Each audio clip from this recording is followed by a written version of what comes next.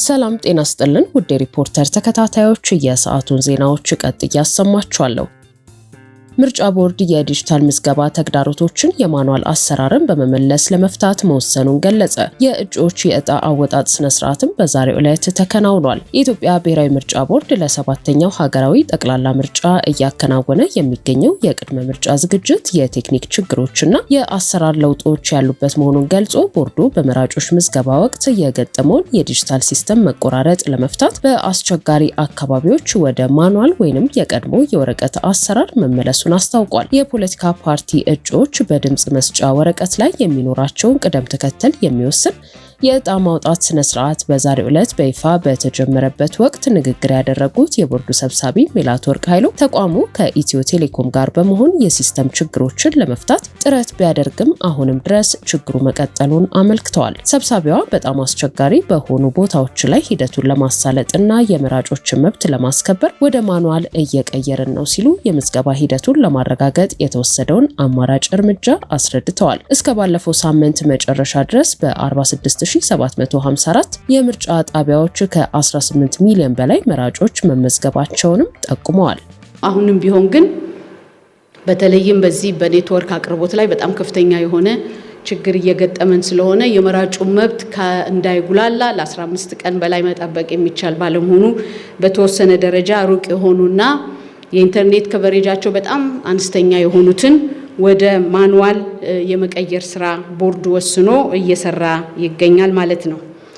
እንግዲህ በዚህ ሂደት ባለፈው ሳምንት እንደወጣው ወደ 18 ሚሊዮን ከ4 ቀን በፊት በወጣው ዳታ አርብ ዕለት ማለት ነው ወደ 18 ሚሊዮን መራጮች ተመዝግበዋል። እንግዲህ ያው ይሄ ሂደት የሚቀጥል ይሆናል ማለት ነው። የእጩዎችና የፖለቲካ ፓርቲዎች ስም ምልክትና ምስል በድምጽ መስጫ ወረቀት ላይ የሚሰፍርበትን ቅደም ተከተል አስመልክቶ ማብራሪያ የሰጡት የቦርዱ የሕግ ባለሙያ አቶ አይተነው ደበበ ሂደቱ የምርጫውን ግልጽነትና ፍትሐዊነት ለማረጋገጥ ወሳኝ መሆኑን ገልጸዋል። ይህ አሰራር በምርጫና የፖለቲካ ፓርቲዎች ምዝገባ አዋጅ ቁጥር 1162/2011 አንቀጽ 37 ቁጥር 7 መሰረት የሚከናወን ሲሆን የዕጣ አወጣጡን ሂደት ለማሳለጥም ልዩ የቴክኖሎጂ ሲስተም መልማቱን የቅርንጫፍ ጽሕፈት ቤት ማስተባበሪያ ስራ ክፍል ኃላፊዋ ወይዘሪት ቀነኒ ኢንሰርሙ አስረድተዋል። የድምጽ መስጫ ወረቀት ህትመት የሚጀምረውም ይህ የዕጣ ማውጣት ሂደት መጠናቀቁን ተከትሎ መሆኑ ታውቋል። ከምዝገባውና ከዕጣ አወጣጡ ጎን ለጎንም መንግስት ለፖለቲካ ፓርቲዎች የፈቀደውን የመጀመሪያው 30 በመቶ የገንዘብ ድጋፍ ቦርዱ መልቀቁ ተገልጿል። ሆኖም ቀሪውን 70 በመቶ ድጋፍ ለመልቀቅ ፓርቲዎች የአካል ጉዳተኞችን ተሳትፎ ያካተተ የተሟላ መረጃ ማቅረብ እንዳለባቸው ሰብሳቢዋ ማሳሰቢያ ሰጥተዋል። በመጨረሻም ቦርዱ በጸጥታ ስጋት ምክንያት በቀይ በቢጫና በአረንጓዴ ቀጠናዎች የተከፋፈሉ አካባቢዎችን በተመለከተ ፓርቲዎች የራሳቸውን ግብዓት እንዲሰጡ ጥሪ አቅርበዋል። ኢኩዊቲ ግሩፕ በኢትዮጵያ ፋንታ ትኩረቱን ወደ አንጎላ የባንክ ዘርፍ ማዞሩ ተገለጸ። በምስራቅ አፍሪካ ግዙፉ የፋይናንስ ተቋም የሆነው ኢኩዊቲ ግሩፕ በኢትዮጵያ ባለው ጥብቅ የውጭ ባንኮች የባለቤትነት ሕግ ምክንያት ስትራቴጂውን በመቀየር ፊቱን ወደ አንጎላ የባንክ ግዢ ማዞሩን ቢሊዮነርስ አፍሪካ ዘግቧል።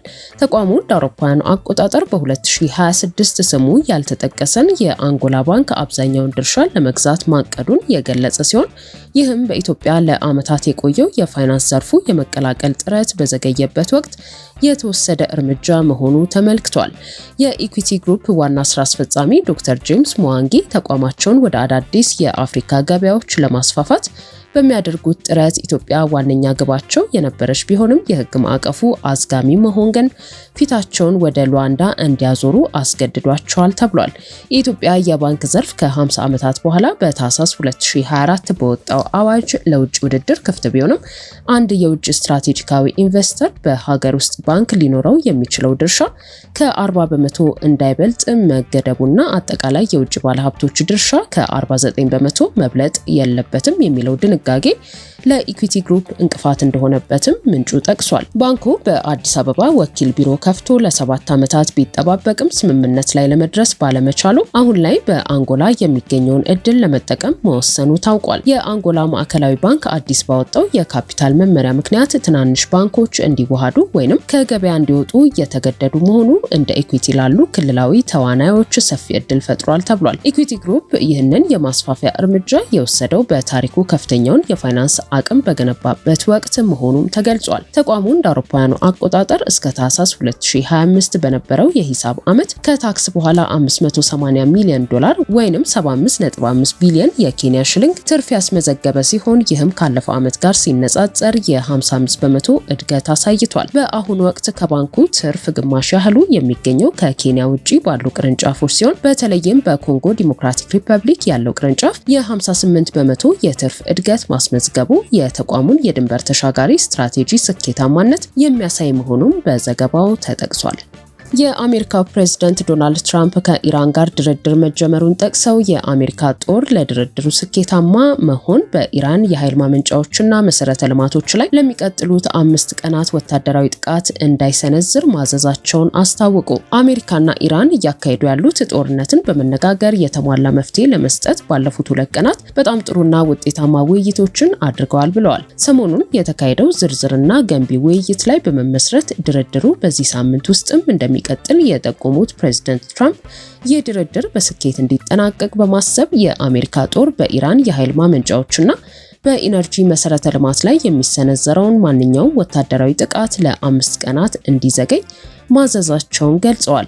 ይህንን የፕሬዝዳንት ትራምፕ መግለጫ ተከትሎ የኢራን የውጭ ጉዳይ ሚኒስትር በተሰጡት መረጃ ከአሜሪካ ጋር የተካሄደ ግንኙነትም ሆነ ድርድር የለም ሲሉ አስተባብለዋል። የኢራኑ የውጭ ጉዳይ ሚኒስትር እየተካሄደ ነው የተባለውን ድርድር ቢያስተባብሉም አክሲዮስ የተባለ አንድ የአሜሪካ ሚዲያ ቱርክ፣ ግብጽና ፓኪስታን ባለፉት 2 ቀናት ውስጥ ጦርነቱን ለማርገብ በአሜሪካና በኢራን መካከል መልእክቶችን ሲያስተላልፉ እንደነበር የአሜሪካ መንግስት ምንጮችን ጠቅሶ ዘግቧል። ከ3ቱ ሀገራት የተውጣጡ ከፍተኛ ባለስልጣናት ከዋይት ሃውስ ልዑክ ስቲቭ ዊትኮፍ እና ከኢራን የውጭ ጉዳይ ሚኒስትር አባስ አራግቺ ጋር የተለያዩ ውይይቶችን አካሂደዋል ሲል ዘገባው አክሏል። በሶስተኛ ወገን አማካኝነት በአሜሪካና በኢራን መካከል የተጀመረው ድርድር ጦርነቱን ለማስቆምና ሁሉንም ያልተፈቱ ጉዳዮች ለመፍታት ያለመ መሆኑን የጠቀሰው ዘገባው በቅርቡም ተስፋ ሰጪ ውጤት ሊኖር እንደሚችል ከአሜሪካ መንግስት ምንጮች መስማቱን ገልጿል።